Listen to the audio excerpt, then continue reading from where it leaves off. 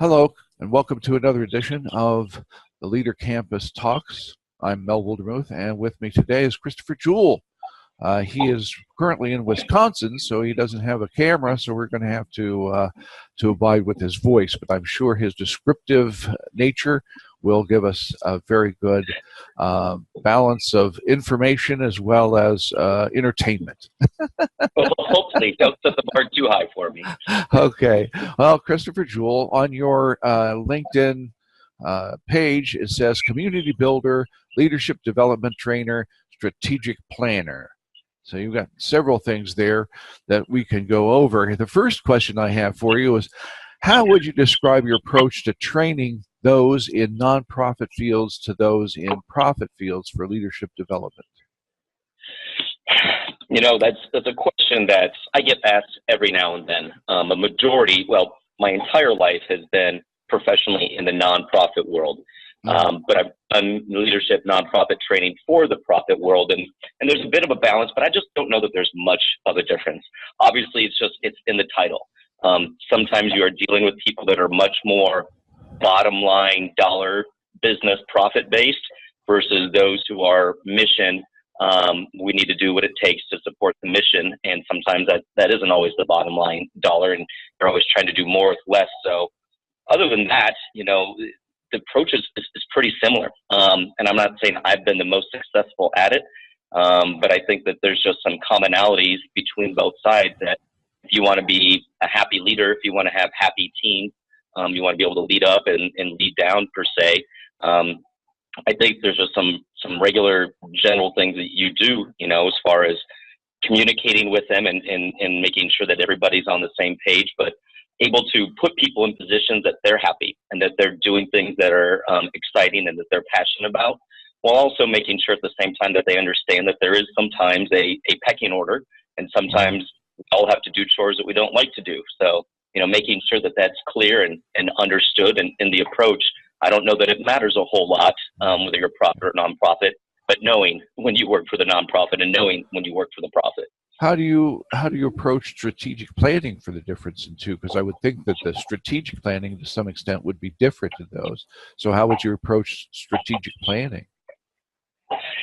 Yeah, you know, and you're gonna ask me a question there that I don't know. I'm really trying to start my brain that I've done strategic planning for the profit side. Okay. You know, a lot on the nonprofit side, trying to prepare leaders who work in for-profit worlds, but never sitting down and doing the strategic plan for them on their business end. Okay. Another thing is that you have on your page a listing of at least times where you've had as much as over 1,000+ people. How difficult is it for you, in your opinion, to give training information that sticks to that much of a large crowd? Yeah, I mean, there's no doubt that that's difficult. You know, most of my experiences in that realm is large rooms of people of 1,000+. Nowadays, with technology, who knows who's coming on to a webinar and how many people you have out there. So there's definitely two different modes. I don't know that I'm more effective in front of a live audience, but I know when I participate in webinars, this is a little bit different when you're not visually seeing somebody speak or hearing them, see them in front of you. But I think that comes down to one easy out that I have when I get brought in to speak in front of large audiences. They're not my audience. So I try to do as much prep work to prepare those who are bringing me in with how do you plan to prepare the people who are coming to this, and then what sort of plan can we set up for the follow-up. Because just to have somebody stand in front of you or be on a computer screen in front of you for an hour or 2 hours, however long, doesn't mean that anybody cares or is going to absorb it. So being intentional, putting in that pre-work, and then making sure you follow up and that it is a part of your culture. You know, I often talk about making sure you have the right people in the room. It's far too often that I see, oh, our staff needs training in this, but I don't see the top leaders. And when the staff knows the talk, but the top leaders don't, then it goes nowhere at the same time.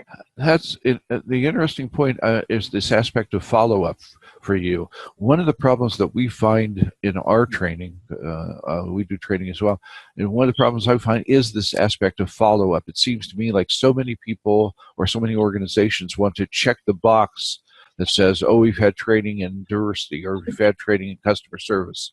But there seems to be no no follow-up. How important is follow-up? Yeah, I mean, I think we're both on the same page here. We know it's important, and I chuckle because I don't even know how many times that I've spoken with individuals about just that, and I get this, well, I just don't know that we have the time for it, or I just don't know that we have the resources for it, and I'm like, that's great. We're going to be doing this all over again, and everything that we've just done is going to fall on deaf ears and not be implemented. You need to be able to have those resources. You need to be able to implement that from the get-go, and it's that follow-up.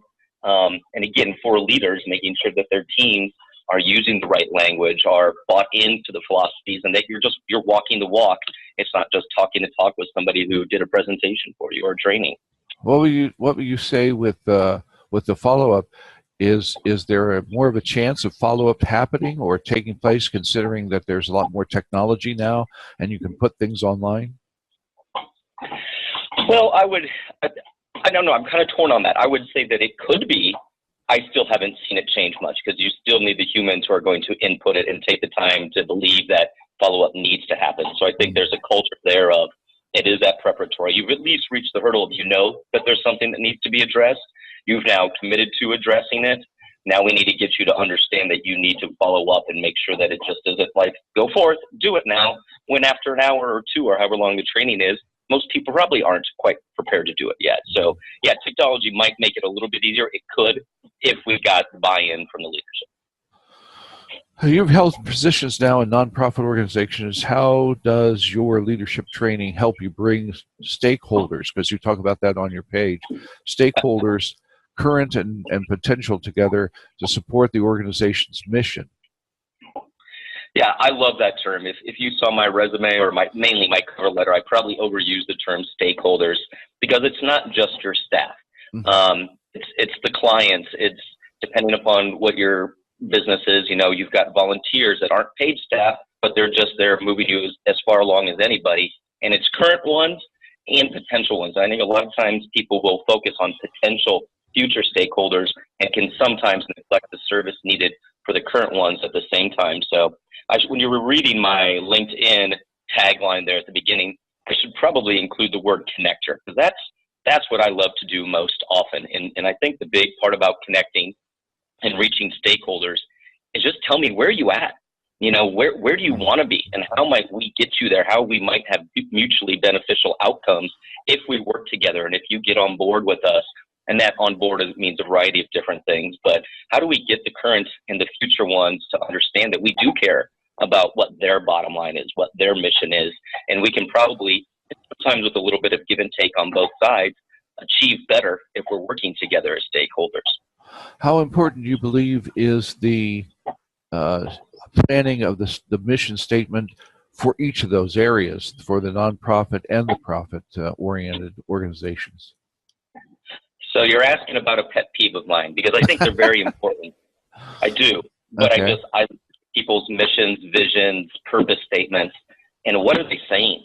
Like, I think there's such an issue there with trying to write and convey what we're truly trying to accomplish and where we're willing to put our money where our mouth is. Because if that's what we're saying, then let's do it. And I think more times than not, it sounds good. It is a marketing ploy, and people are going to be attracted to it, but that's not what we're doing.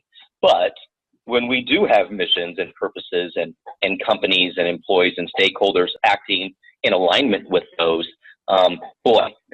it's almost easy. It's not like you have to promote it. It's not like you have to push it, because it already is the culture, and it gets real easy to get people to jump on board with what you're doing because they see your team members doing it at the same time.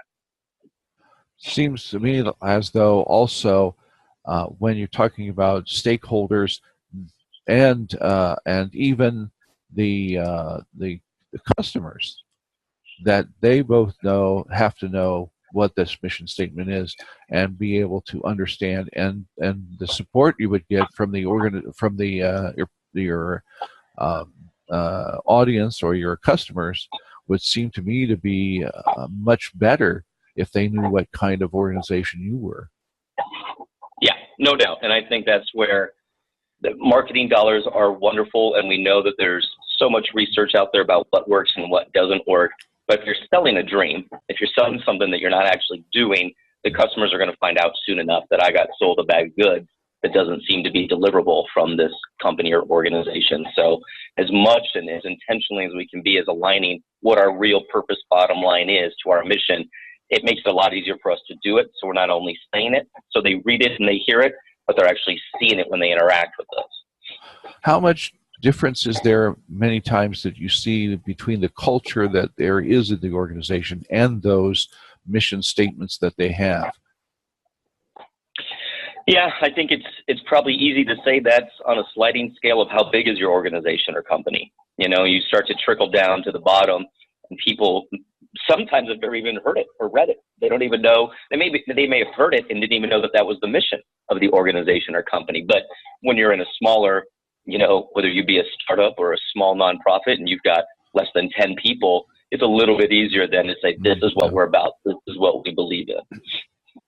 Well, does leadership change between the various types of organizations? Like you have had experience in dealing with science, you've dealt with food, you've dealt with animals. Is there, what type of differences, in your opinion, are there in the leadership studies of those various organizations? Sure, I think there are differences. I'll go back to that, the first question where we talked about, I don't think there's many differences. Leaders who motivate and excite the team members to have them want to achieve and go above and beyond and provide that ultimate customer service is almost any industry. Now, the industries are obviously different. The customers that you're engaging are different, so you need to know that. But again, I don't know that of the leadership team, whoever that is, and again, leaders can be at the top, in the middle, at the bottom. I think when you're just a good leader, you're just there to support, you know, those around you, your team members, as well as providing that experience for those that you're trying to serve and engage in the community at the same time. So again, my philosophy is as much that, okay, you in this industry, you need to have this. We all know that everybody's leadership personalities, strengths, and weaknesses are a little bit different. There's no, in my mind, there's no one, you need to be this Myers-Briggs or you need to be this disc to be able to do this job. Yeah. But being a leader and understanding those different leadership personalities and how you might maximize those people and where they're at in your team would be very helpful. But when it comes to the things that people write about, what do you think is the weakest thing, weakest information out there on leadership? What type of information could be written more about? That's a question, you know, people ask me, and I'd like to, you know, all these topics come across our, you know, day to day, like, boy, I wish I could find something on this topic, or I wish I wrote a blog about this. And part of me says, I have to feel like we're not reinventing the wheel. It's out there. Yeah. Now, what could we do to update that? How could we make that a little bit more relevant instead of talking about some study or research that was done in the 30s or in the 60s and 70s or whatever the case might be? So I don't know that I really have a good answer for you that what's not out there. I don't know that I have anything like today that, boy, this has been pounding in the back of my brain of we need more on this. But I do believe that there's probably stuff out there that we could update and make more relevant for, again, whether it's generational or whatever the case might be, making it a little bit more relevant that people do buy in and get it a little bit quicker than digging up some old research or article from how many years ago. Well, hopefully that's what this organization is going to be worth for. It sounds like it. It looks like we're moving the needle a little. That's what we're attempting to do. We hope that we can get people from all different kinds of industries to feed in, and these interviews hopefully will be informative to people and challenge them to look at more information and gain it from either people in these types of interviews, or be able to put links there for articles and ask questions of people for their reading of the articles to get reactions of those things. So I guess we're answering our own question to some extent, that's what we hope this organization's for. And I love it. And I wish I wasn't one of those people who's just kind of talking the talk. I wish I had more time because I do love the group that you have there. How can we engage with one another in dialogue and learn better from one another in this age of technology? Let's take advantage of it. Well, I'm hoping that that's what we'll do. Thank you so much for your time. It's close to our time to depart, but thank you very much, Christopher Juhl, for your input. I know it's interesting, and people will find it great. Is there anything you wish to plug? Because the last usually couple minutes I allow for plugging of some kind of book or anything that you need to make sure that that you get your time for your time of interview.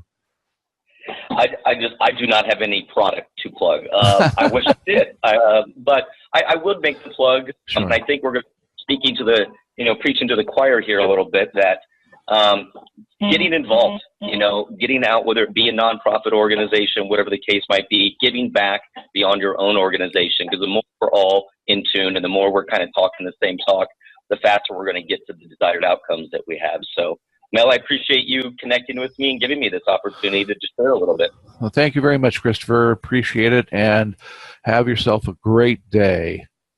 Yes, you too. Have a good weekend, Mel. You too. Bye-bye.